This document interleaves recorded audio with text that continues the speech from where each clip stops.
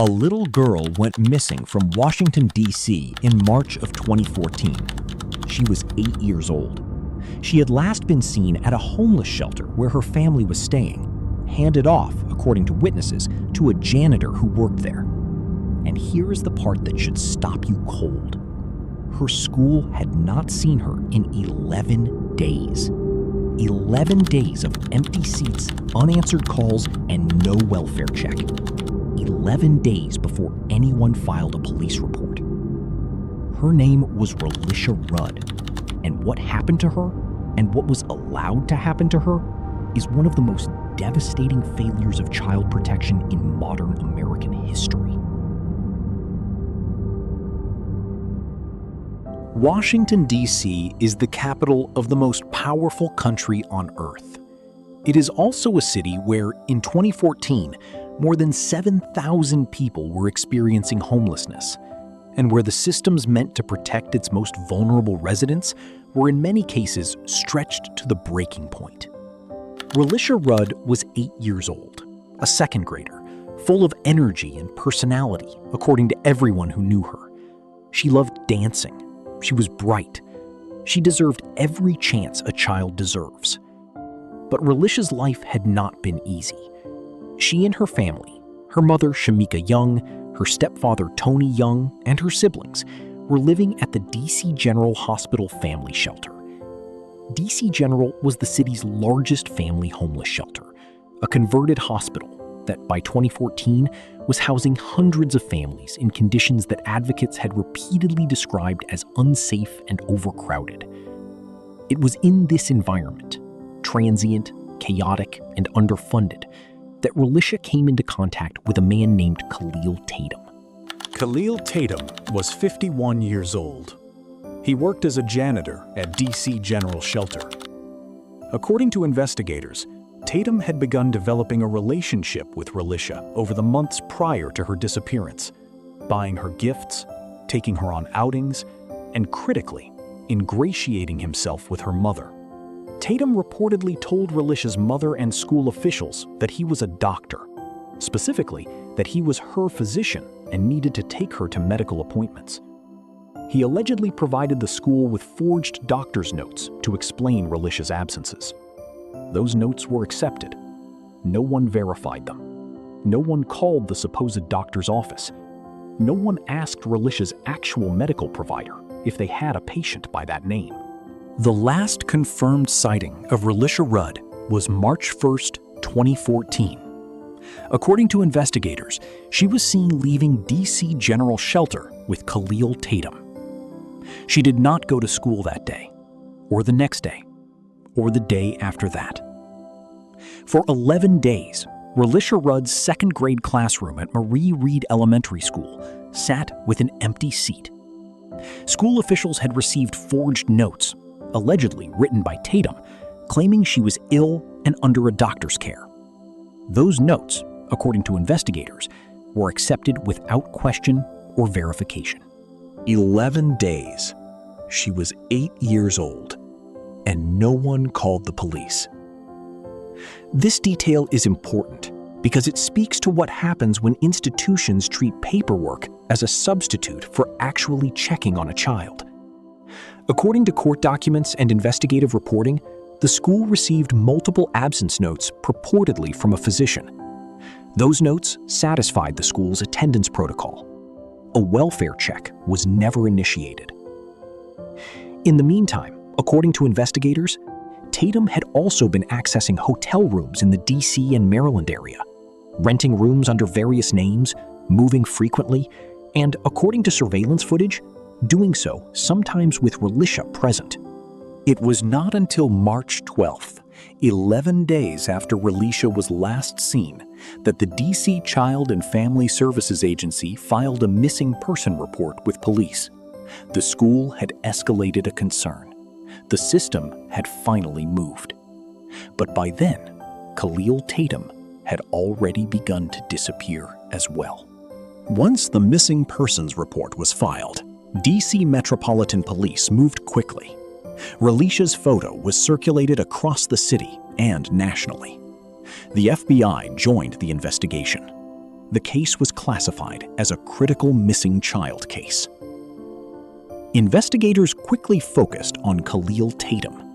Surveillance footage from hotels in the region showed him with a child matching Relisha's description. His home was searched.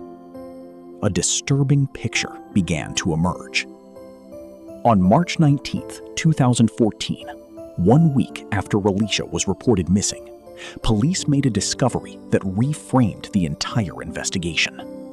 The body of Andrea Tatum, Khalil Tatum's wife, was found in a room at the Travelodge Motel in Oxon Hill, Maryland. She had been shot. According to investigators, Khalil Tatum was the suspect in her murder. Andrea Tatum was 43 years old. She had done nothing wrong. According to investigators, she was killed, allegedly by her own husband, in the days surrounding Relisha's disappearance. The working theory among investigators was that Andrea Tatum may have known too much or had become an obstacle. Police tracked Tatum's movements across multiple states. His car was found abandoned in Georgia. An arrest warrant was issued for first-degree murder in the death of Andrea Tatum, and he was named as a person of interest in Relisha's disappearance. The search for Relisha Rudd became one of the largest missing child investigations in D.C. history. Hundreds of tips came in. Community volunteers searched parks, buildings, and wooded areas. The family made public appeals. Her face was on news programs across the country. While the search continued, questions turned sharply toward the institutions that had failed Relisha before she ever went missing. How had Khalil Tatum, a shelter janitor with no medical credentials, been allowed to remove a child from school repeatedly using forged doctor's notes? How had the shelter not flagged his unusual relationship with a resident child? Why had no welfare check been initiated by the school after the first unexplained absence? D.C. officials launched investigations into both the shelter system and the school's protocols. The director of D.C. General Shelter resigned. On April 1, 2014, 3 weeks after Relisha was reported missing, police located Khalil Tatum at Kennesaw Mountain National Battlefield Park in Georgia.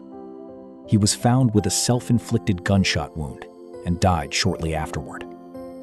He took with him whatever he knew about Relisha's fate. The search for Relisha Rudd continued for months after Tatum's death.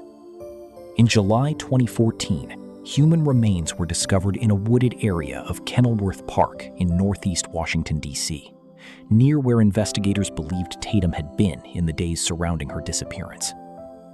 Those remains were identified as belonging to Relisha Rudd. She was 8 years old.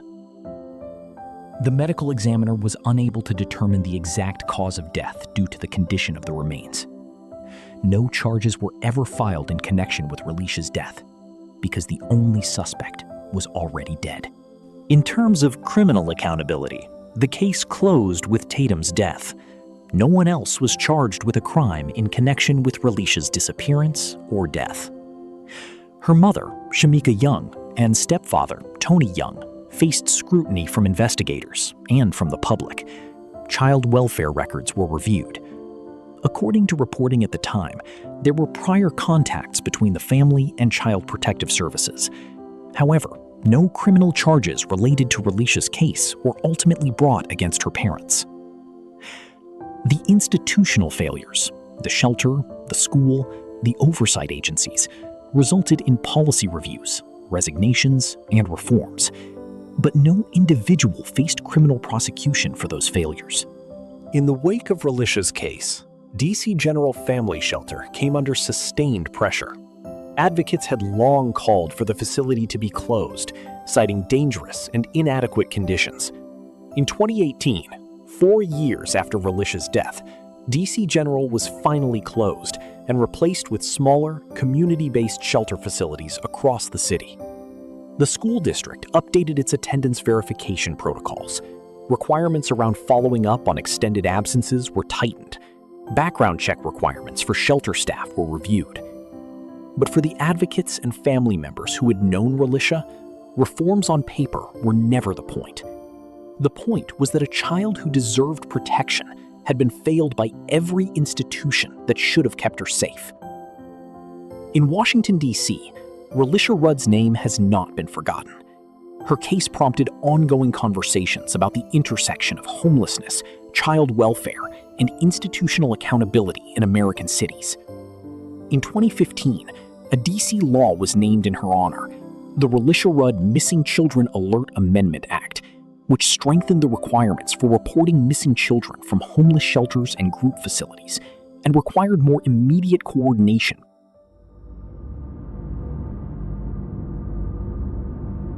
What I keep coming back to with this case is how many times the system had an opportunity to see Relisha and looked away.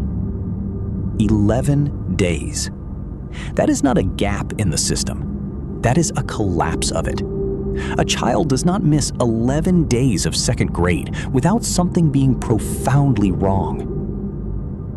There is a well-documented pattern in this country of missing Black children receiving less media attention, less urgency, and less institutional response than their white counterparts. Relisha's case, to its credit, did eventually receive national attention, but that attention came 11 days too late. If this case moved you, if you think her story deserved to be told, share this video, because the most powerful thing you can do for a child like Relisha is make sure the world does not forget her name. Subscribe for new case breakdowns every Monday, Wednesday, and Friday. I will see you in the next case file.